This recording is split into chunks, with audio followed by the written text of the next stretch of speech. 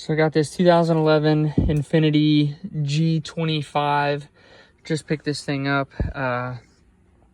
So the issue was this key light was flashing. And so you got the security light, but essentially you put a battery in it and you go to hit the key, nothing would happen. The car wouldn't go to, it would stay in lock. It wouldn't go to accessory and it wouldn't go to on. So did a bunch of research. The battery looked good. Everything looked good. Pretty much we narrowed it down to the steering lock actuator. This thing is a pain in the butt.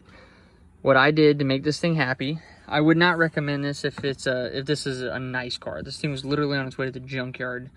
So this is how I got it running. So there's a cap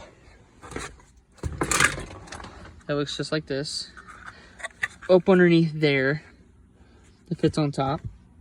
Take that cap off, and this whole assembly is a nightmare to get out. What I did was take these two screws off, and you can finagle this little motherboard out.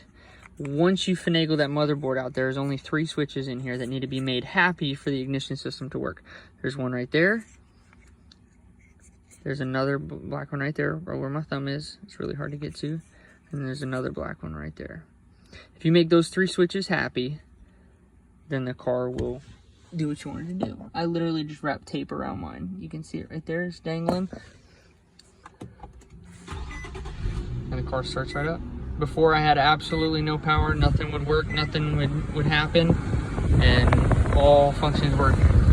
Not bad for a car that was going to the junkyard, huh?